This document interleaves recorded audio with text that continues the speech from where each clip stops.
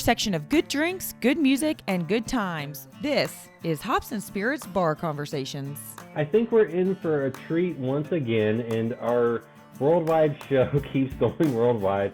Like I said last week, all roads lead back to Texas for that one, but somehow I think we're heading back north of the border to Canada for this one, and I think we're going to have a good time.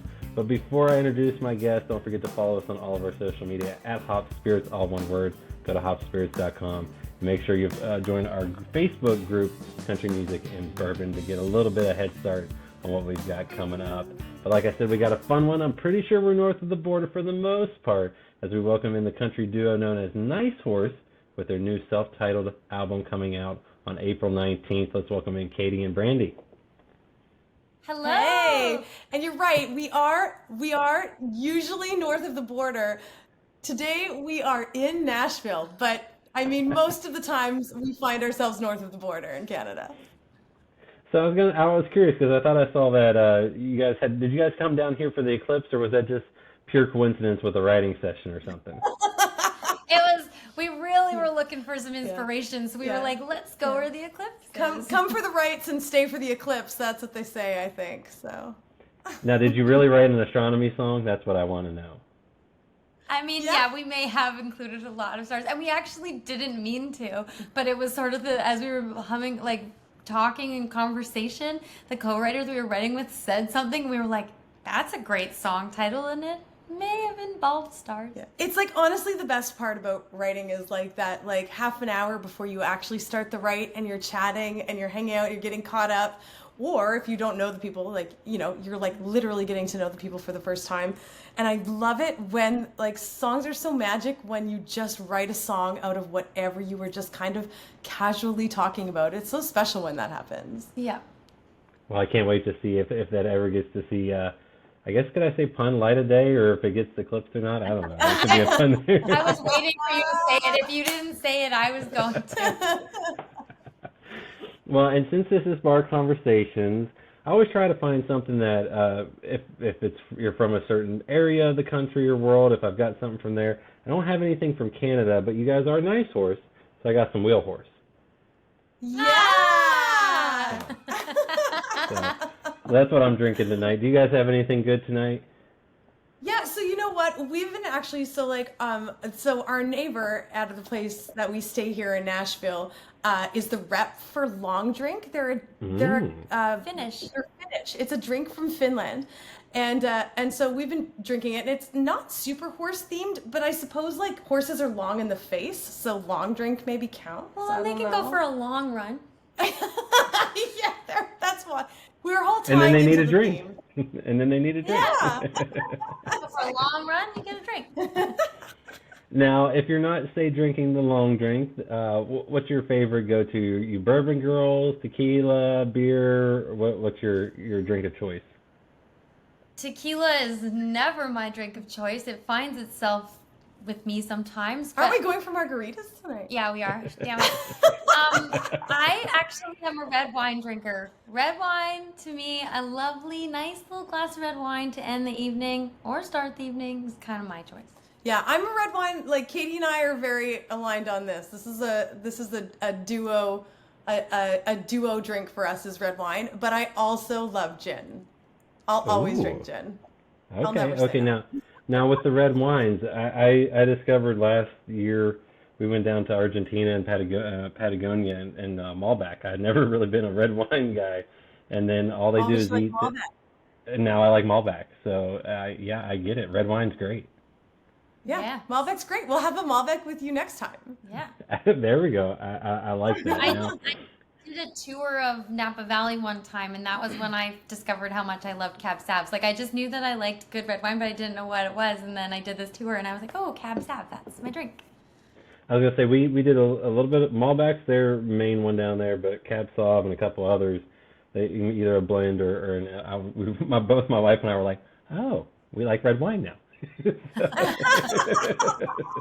So it was great. It was great. Now, I've got to ask this, too, because clearly if you're watching, listening into this, you can tell you two get along very well.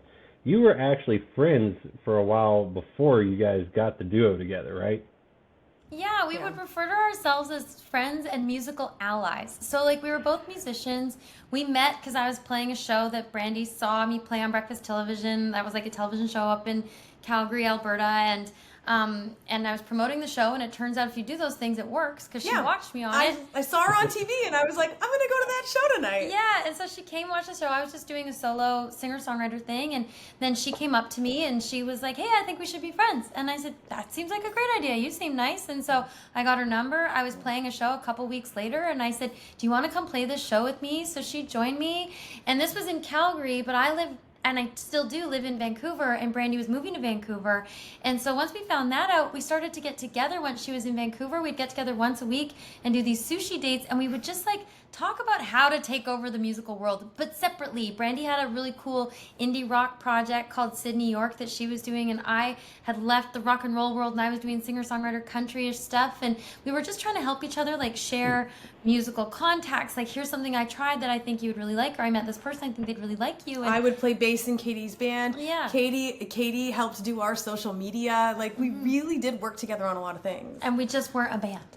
We just didn't, it took us so long to figure out. Like, here we were making friends. Like, I mean, how we became friends is like how people became friends before Instagram. Yeah. I think they call that in the wild. We became friends in the wild. In the wild, yeah, we became friends in the wild. So that lets you know how long we've been friends for. But like, we really did. It took us so long to figure out that maybe we could be in a group together. Like, it's so funny. Like, we spent so much time trying to help each other succeed, and then we're like, well, wouldn't this be fun if we were succeeding together? Yeah, the most success we've ever had was when we finally figured that out. Yeah. Well, sometimes, it just takes maybe a trip to Hawaii. Is that where it really came together? Yeah, Waikiki Beach is the birthplace of Nice Horse. It is, yeah. I was like, at the time, like, my project was kind of winding down. I was starting to have some success, like licensing songs in TV and film, and I was like, you know what, maybe, like, I'm just gonna write. I'm just gonna be a songwriter. And so I started doing these trips where I would rent my house out for a month, and I would go somewhere for a month. And so I went to Hawaii for a month, rented an apartment, and I was like, Katie, will you join me? Yep, and I was already on one of the other Hawaiian islands, coincidentally, and I said, sure, I'll hop over, and we can just hang out and write some songs. Not seriously, though, because I told everybody I was retired and I wasn't going to do music anymore. But I was like, I'll write songs with you, Brandi. And then I knew she wasn't retired. And the first song we wrote was called Daddy's Got a Shotgun. And it's country, because we both grew up on country music. We're both small town, small little farm kids. And so we grew up on country music, and everything that we were writing was turning out country, and we were having a blast doing it. And even still, we thought it would just be this casual, like, play during the Calgary Stampede, which is like a huge event up in Calgary. And we thought we would just do that. And it really took off. We showed it to some people in the industry once we got back to Canada, and they were like, you should do this for real, and we'll support this project. We think you really have a chance. And so off we went. Yeah. Now, where does the name Nice Horse come from? Well, have you ever seen a horse that's not nice, Jonathan? Well, some thoroughbreds here in Kentucky can be a little aggressive. I'll say aggressive. They might be nice, but they could be aggressive. I grew up riding a retired racehorse, and she was sometimes Spicy. she was a little spicy, that's for sure. Yeah, honestly, we were just being fools on the beaches of Hawaii, like throwing out joke names for bands, and we had thought of a few inappropriate ones before we finally landed on Nice Horse, but it's a bit of a nod to our country roots. Yeah. We have country dads that are very proud that we're doing country music, so it made a lot of sense. Yeah. Well, and I've talked to a lot of groups, duos. Coming up with a name is rather hard, especially nowadays, because almost everything's taken. Yeah, and one of the things that I do love about our band name is we say Nice Horse, and you instantly know what kind of music it's going to be. Like, you're like, that bet that's a country band. So I actually feel like what started out again as fun was like kind of instantly some pretty smart on our side. Yeah, right? Yeah. But I remember what I really wanted to call us was Brothers. I thought that would have been hilarious. Yeah. But there was already a band called Brothers. So, and that's the other thing. You got to make sure you have a name that nobody else has. Yeah. I was going to say, it is difficult. And And Brandi, did I read this correct too? You trained as an opera singer, played the French horn, and were part of indie bands before all this? Yeah, yeah. Like Katie and I have had some had sordid musical pasts, I suppose. I started like I grew up as a country girl, and then I became the black sheep in the small town real quick when I started doing opera. But it's like I really just was so fascinated by the world, and that opera world, and I went and did my my undergrad and my master's degree in opera, and thought I was going to be an opera singer, and then I came back to Canada and promptly started indie rock.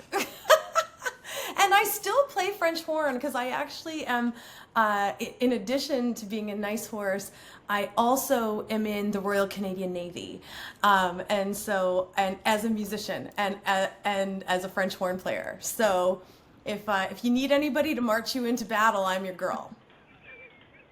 I love that. And Katie, I can't let you off because you were part of a few other groups before all of this. And did you sing backup for Mandy Moore as well? I did it. Yeah. So I used to work at a recording studio. My very first job was working for Bryan Adams at his recording studio, The Warehouse in Vancouver. And so it was there that my whole musical career took off. And one of the first things that I did was Mandy Moore was in the studio doing, it was a song for a movie, and they needed some background vocalists, and someone said, "Oh, I think the receptionist can sing," and I was like, "I can sing," and so they just threw me in the vocal booth. So like I think maybe we met, but I don't really remember. I don't even know if they used it in the end, but it was for a movie. So I did that, but that kind of stuff happened a lot at the studio that I was in. Like people would ask, like I'd had some Disney people at one time ask me to do something, but then that never came to be. Like there was a lot of that, and then finally there was a producer, Dave Ogilvy, who was starting a project called Jackalope, and he wanted a singer, and so he had asked me for that, and a writer. Like he sent me all these tracks, and they were all these industrial rock stuff that he'd been working on with Trent Reznor from Nine Inch Nails, and he was like, "What do you think of this, you little country girl?" And I was country secretary. Yeah. And so I would spend my nights writing lyrics and melodies along with these tracks that he'd sent me, and and then it grew from there. And I mean, Dave Ogilvy has such a pedigree already that the band took off like quite quickly. And so but it was very new to me, and I remember it was this very dark and industrial rock, and I was wearing all this like leather and all this stuff in these music videos, and my friends would be like, "Man, there's this girl on Much Music," which is like Canadian MTV. Much Music looks just like you, but she's like goth. And I was like, "Oh yeah, that's me." So that was my start. Well, and I was gonna say, we talk about your background, country. Where's that come from? What did I miss? That's how we grew up. That's the beginning. Yeah. That's the beginning of the story. Is country for both of us. That was like we grew up. We were on the farms. Both of us Katie and I have very similar upbringings. Even though we met like a little bit later, we have very similar upbringings. We were country girls, and that's what was like. That was what was on the radio, and that's what our parents were listening to nonstop. So that's what we knew. It's all we knew. It is all we knew for a large portion of our childhood. Mm-hmm. Well, and I also love this because I kind of joke a little bit. The French horn. I mean, I'm sure you could put that in a country song at some point. I think you can make it happen. You know what? Like if it harkens back to like horn and string arrangements in some of the classic country songs, like that stuff is like I'm just waiting for the time when Katie asked me to play horn on the song. Hey man, Winona loved a good horn section. Right? I don't see why we can't have one. Yeah, I mean I don't think she had French horn and no one else on earth. It's but fine. Hey, someone's got to do it. Maybe it's y'all. And Katie, Yeah. you were playing the banjo and the acoustic guitar. Where did you pick those up, and why did you want to pick those up? I mean, the acoustic guitar, my mom got me one for Christmas when I was like 12, and it was one of those things that I'd like pick it up, then put it away, pick it up, put it away. But it's such a tool as a singer and as a songwriter, so I've always played it. And then the banjo was one too many Mai Tais in Hawaii with Brandi, and we started this band, and I was like, I should play the banjo in this band. Again, not thinking that it was going to be this big serious project. And so I've actually only learned to play it for this band. So I've been playing it for about 6 or 7 years now. And then Katie or Brandi, you play the bass. That's not the French horn. I I know. I asked if I could play the French horn in the band, and they said no. We need a bass player. I'm like, fine. Yeah. but bass is actually like bass. I started playing at a young age, and I love it. And I played it. And as I said, I was bass player for Katie and her project before, and I played in a few other bands bass before that too. So it was I was lucky because when we started this group, I already played the instrument that I play in this And I'm band. just sitting there dying, trying to play this banjo and act like I know what I'm doing for the first several years. Katie's being very modest because after only playing the banjo for 6 years, truly, because this happened in 2022, she was nominated for Specialty Instrument of the Year at the Canadian Country Music Awards. So yeah, so I'd say that's not too bad for 6 years of playing the instrument. Thank you. Now let me pat you on the back because she also got nominated for Bass Player of the Year at the Canadian Country Music Awards, and she won. Thank you. I'm still waiting for my award for Canadian Country Music Award for French Horn Player of the Year, but they haven't added it yet. So I'm just biding my time. And that's why you haven't put it in a song yet. You just want to, you're waiting for that category to come around. Yeah. Otherwise, it's just a wasted opportunity. Now, you guys touched on this. Y'all grew up in Alberta, and I'm guessing, as you said, in the country. So what impact did that have on you musically and in life? Because I'm guessing, like you said, that's where the countryside comes in. And like you mentioned, the Calgary Stampede is a huge rodeo event up there. You guys do have that cowboy way of life that people might not realize. Yeah, I mean, it's cowboy country up there and cowgirl country, both. But for me personally, like what really influenced me the most as a musician, and one of the biggest reasons that I'm a musician today is that my family listened to a ton of country music, and it was always on. We were always driving so much because when you live on the farm, you're always driving somewhere. And so we always had the radio on, and it was always country radio. And whether I was in that car with my mom or my grandma, we were always singing the country songs together, all of us. And it's really, truly how I learned harmonies, because my grandma is a great musician. She's a great harmony singer, and she would always encourage me. She's like, don't just sing the melody. What else can you sing? What else can you sing? And it's truly why, it's what made me fall in love with country music and fall in love with being a musician and a singer and an artist. And I was the same, but we also listened to a lot of Motown in my house, and a lot of Michael Jackson, a lot of Whitney Houston, a lot of Mariah Carey.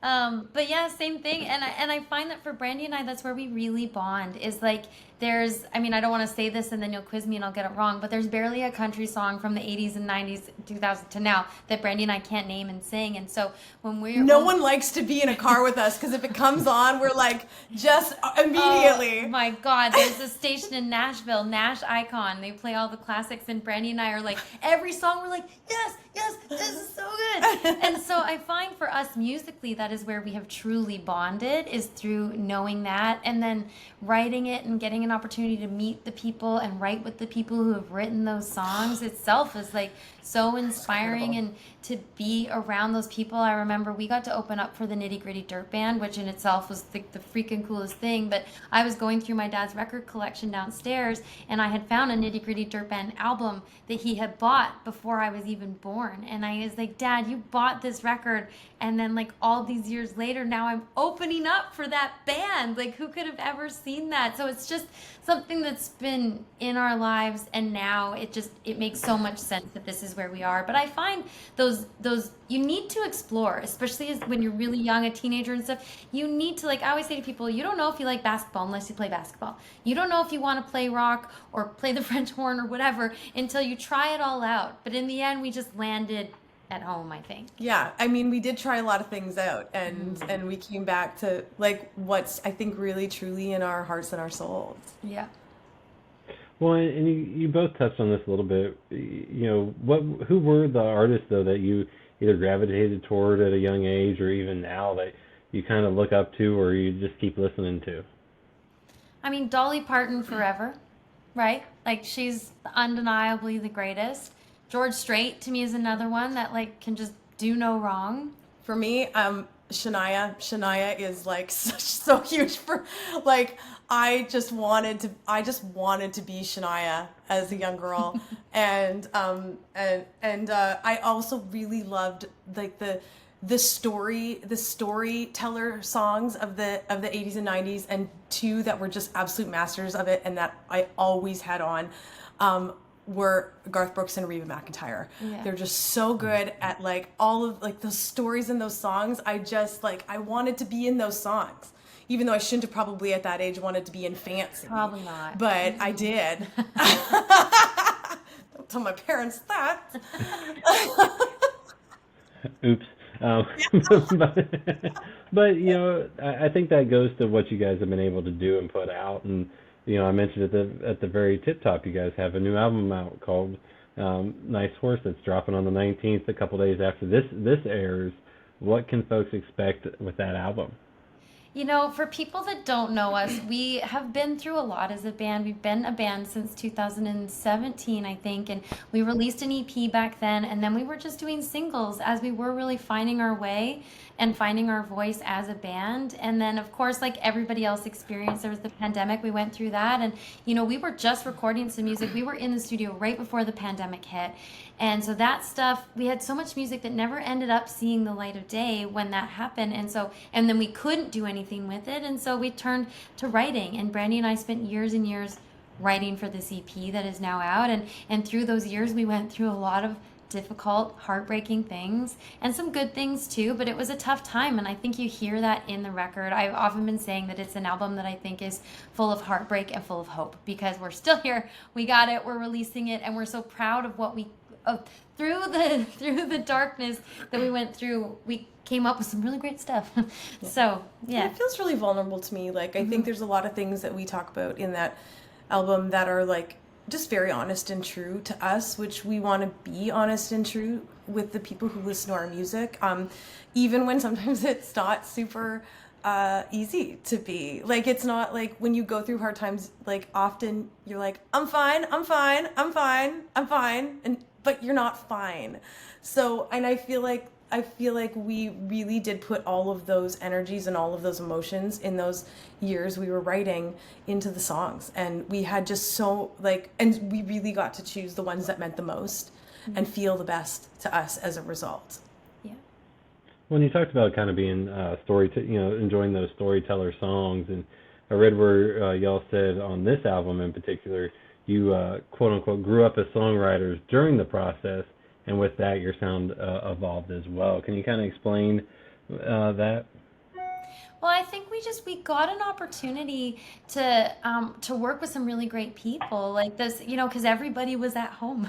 And so as a result, some of those really great writers were available to write with us, and you learn so much when you work with the best, you know. And so I think it was a combination of getting to learn from a lot of great writers, and then also just getting to learn ourselves as writers, and then also the experiences that we had gone through. And like writing in a lot of, like, it's like you gotta write a lot of songs to get great at writing songs, and it did give us an opportunity to do was to focus our energies on writing, and that was like, and it's pretty hard not to come out on the other side of that as better writers, and when you just literally put in the sweat equity to become better. I was going to say, I've heard several people talk about this, especially during that time. They had the chance to slow down and actually do writing and do that pretty much constantly instead of maybe here and there as they toured. Is that something that kind of happened for y'all as well? Yeah, I mean, we were, every now and then something would open up and we'd get a chance to play a show and stuff. So there was honestly a lot of push and pull where we thought, oh, things are open, so we start prepping the live show, and then, oh, never mind, everything's closed. Because up in Canada, we were really shut down for a lot longer than you guys were in the US, and so we would think we were in the clear and start prepping that, and then we'd step back. But we would just always go back to the writing, and whether they wanted us to cross the border and go to Nashville or not, we did. And so it's fine. They allowed us. They said you can. They said we just don't think you should, but you can. So we did. Hey, at least you weren't in the country illegally. I might have been for a few days. No, nothing illegal on our part. No. Hey, on the passport it looks like I was there the whole time. Apparently now, but that's a story for a different day. Oh my God. I know another big change that happened for y'all in between that first EP and this next album is you are now a duo. So what does that bring for y'all, and how has that changed things? I mean, it changes a lot because we were a four-piece and all women, and that was something that, they were our friends. So we've got half our friends not hanging out with us anymore, but apparently they still like us, so that's good. They're still our friends. And we're really proud of what we did as a band. Like, I mean, as a group of four, we really broke down a lot of barriers because we were the only self-contained all-female band in Canada, all-female country band in Canada. And so that was a real, like, we did really, like, we were really representing, like, women in country music, and we felt very proud to do it. But as a duo, I will say, like, as we said, like, Katie and I are country through and through, and we've always, this is what we were raised on, and it feels really natural to us, and so it feels like we're just, like, as a duo, we're just so in sync. It just it's really satisfying to be able to, like, we do often, like, kind of read each other's minds musically in a lot of ways, and that really, like, I've noticed it more and more as we've been a duo. Yeah, it feels like this is where we were supposed to land. Like, again, so proud of the work that we did together, and as the four of us, and we truly love those two. They just went on and did the things. They followed their hearts, and we followed ours. And I remember someone saying once, they're like, you guys kind of wrote the book on how a band should do this, and we're so proud of that because we like Krista and Tara, we love them still, and so it was not a negative, and which I think also is what's giving us the freedom to feel this new era, is because there's no negativity attached to it. It truly is this, like, free to fly the way that we want to fly, and so it's exciting, and it feels like a little bit of a rebirth, a recharge, and someone said once, they were like, you two look like you finish each other's sentences on stage, like, musically, and I'm like, yeah, I think that's true, and so now we just are locking eyes on each other and, like, on the prize, and it just feels right, so it feels good. But you will hear the other two. They are on this EP, like, they are playing on it, and we're really proud that they're there. Well, and the first offering from the new album is Things I Wish I Didn't Know. Why did you all want to start off with that and kind of have that song and that kind of sound? Yeah, I think that, like, that song in particular, like, that sonically, it really did feel like the best introduction to, like, the rebirth of Nice Horse, which is really what we feel this record is, especially since, like, we hadn't released an EP since, like, our inception in 2017. Like, this really felt like the best reintroduction, because we are, like, I feel like we are a lot of things. Like, we like to have fun, like, we don't take ourselves too seriously, and at the same time we take ourselves really seriously, and we have, like, and we're tongue-in-cheek, but we also have feelings and emotions and want to share those. And I feel like this song really does get, like, the depth and honesty of, like, where we are emotionally. And I feel like that was a really great way to showcase the new record. Well, I was going to say, I mean, as I was listening to it, I was going, yep, there's a lot of things in my day job and my personal life. I didn't need to know that. I wish I didn't know that. That's right.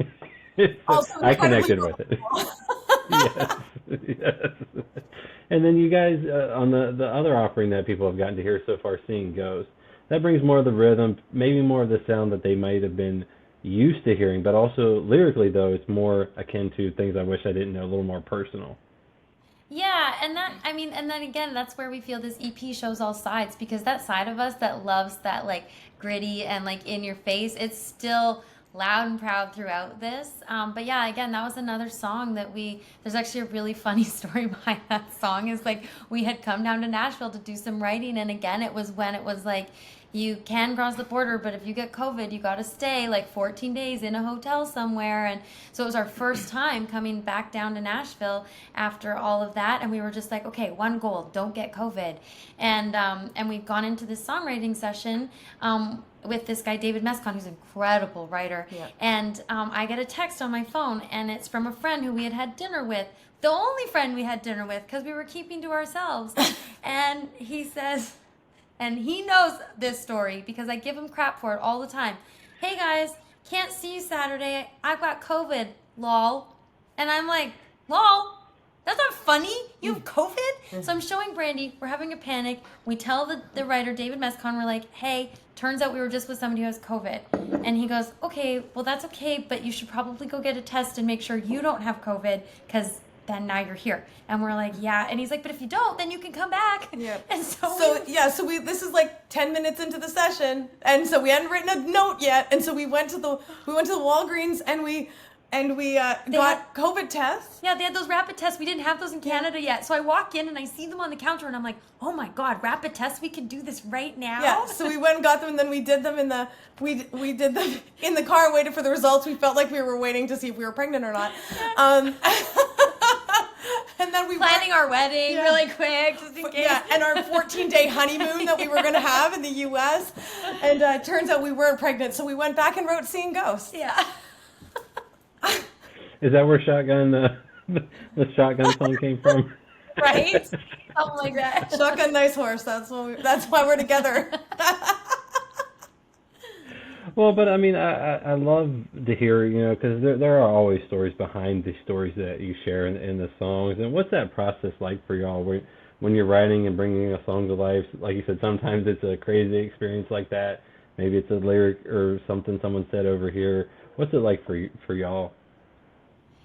It's both therapeutic and terrifying. Like, I have been in songwriting sessions and come out with songs that I've been like, oh boy, I hope the person I wrote this about never hears this, because they're going to know it was about them. And then I don't know about you, Brandi, but I've gone through literally waves of like, oh my God, I hope it wasn't good, because I really don't want that person to hear what I just wrote. But like, that's where oftentimes the best stuff comes from, and you have to push through that. And I actually had that conversation with someone recently. I played her this song and she loved it. She's like, you have to record that. And I said, no, I don't think I can. And she was like, you have to. And I was like, I don't know if I can, but you get through it eventually. What about you? I mean, I have no problem writing songs about people. But here's the thing, is this what I figure, is that if they think a song is about them, they're going to probably think every song is about them.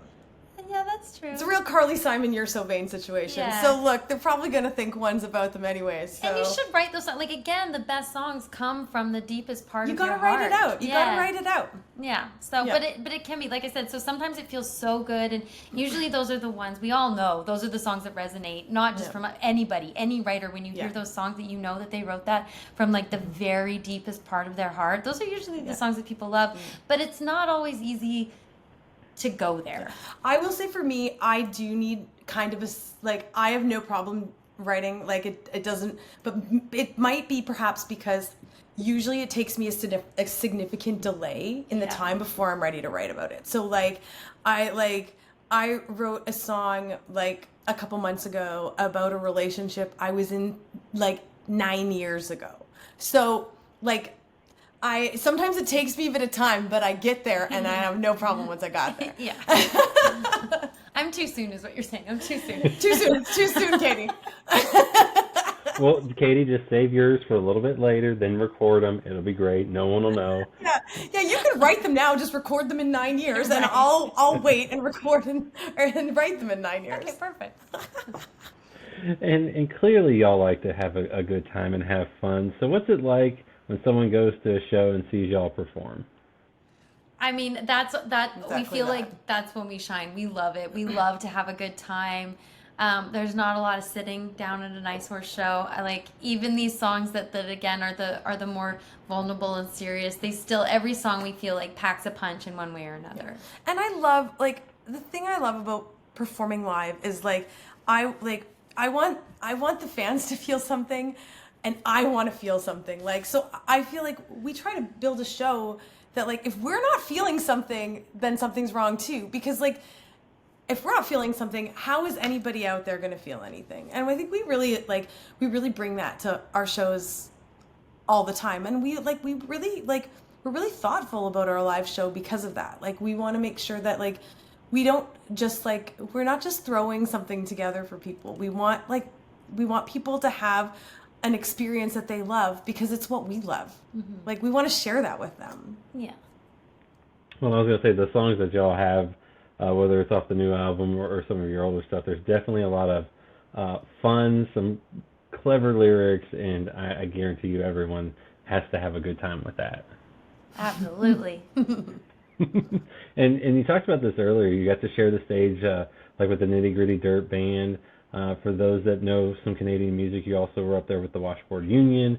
And this summer, y'all will be sharing the stage with Jody Messina. Yeah. What's all this? What's it been like to share it with some of the other folks, and then to also get to share with Jody later this summer? Oh my gosh, it's mind-blowing. We got to tour, our very first tour was opening up for Tom Cochrane, and Tom Cochrane wrote Life is a Highway that became known with Rascal Flatts, and he's written amazing songs. And I remember that part of that tour, we opened up for Tom Cochrane, but then we also got to sing the vocals on a whole bunch of his songs, including Life is a Highway. And I remember being on stage being like, I can't believe I'm singing Life is a Highway with the dude who sings Life is a Highway. This ain't no cover song. Like, this is his song. And I remember we were brand new, and I was like, Brandi, what have we done? And, we, for the past 3 years, have been covering Heads Carolina because it's such a great song. And so the fact that now we're going to be opening up for Jody Messina, who sings some of our favorite songs of all time, like, I'm gonna fangirl so hard. I gotta keep it together. I hope she's okay that we're playing Heads Carolina when we open for her. Like, it's like who did it best? Oh my gosh! I don't think we want to get into that. We'll lose. My gosh. I feel like that's a dangerous thing to bet on before she comes out and sings on it. You're right. I guess we'll see. We'll let her play one of ours. How does that sound? Yeah, we'll give her the album and be like, she's still going to win. That's the problem. I don't know about that. Now this is something I do always like to ask everybody, and it's always cool to see the answers because they're so different. Sometimes it's one of their songs. Sometimes it's someone else that they've just grown up loving. What's your favorite song these days to perform live? Is it one of y'all's? Is it someone else's? Or is there one of each? I think, okay, I think one of each. I can go for one of each. A song I love us performing live is a song called "Good at Missing You." Oh, that's what I think too. Really? Okay, good. Well, we share the same song, which is good. It means Katie and I are both really enjoying it when we play that song. Happy to hear that. So you do finish each other's sentences. Yeah, you really do. And that song it's like got all the feels in it. We wrote it with a Canadian artist, Aaron Goodman, and an American songwriter by the name of Ed Hill, who has written Martina songs, George Strait songs, John Michael Montgomery songs, Luke Bryan songs. He's insanely amazing, and the one of the most humblest, sweetest, amazing songwriters that we get to write with, and I love that song, and I just feel like it just has so much meaning and is so relatable, and I feel like I have teared up singing that song on stage. The other one I love to play that's a cover that I love to sing, and you and I will probably have a different one on this one because this is one that I sing is I Fall to Pieces by Patsy Cline. I love that. I love singing that song, and it's kind of because of her vocal style, there's so many opportunities to kind of use a bit of just a little bit of what I learned in the classical music world to kind of assert my tone when I sing it, and it's really fun to be able to blend the two styles, so it's really fun for me to do that. That's a good choice. You sing it very well. Thank you. I agree about Good at Missing You, and then probably my favorite cover is Those Memories of You by the trio. I absolutely love that, and I play the banjo on it, which is really fun, but again, it's the harmonizing in that song I think is so beautiful, and I also just think it hits people. That song has just such a good feel to it that I find that when we're playing it, even if people don't know it, they're all going, what's this, you know? And a lot of people do know it, but the people that don't, it's a cool song, man. It's so fun to play. I love that. See, you two are meant to be, and then you show your individuality. And like I said, you got the new album dropping here in a couple of days. You've got some dates with Jody. What else can folks expect from y'all in 2024? I mean, getting this record out, this is a big thing for us, and taking these songs and getting them out there in the world and seeing what life they live once we hand them off, and then we do have a ton of playing up in Canada for the summer and the fall, so it's gonna be a busy year. Yeah, and then we're gonna go straight back in the studio and record more because we've just written so much. We already have plans for like late fall, early winter to record new music. I love that. A good tease, more stuff coming down the road, and an album that is great. Yeah. And Katie, Brandi, I really appreciate you sharing a drink, sharing your story, and making good music too. So, cheers to that. Thank you. Cheers. And thank y'all for sharing everything with me. Awesome. Thank you so much. Absolutely. Find more from Hops and Spirits at hopspirits.com. Thanks, everybody. Bye.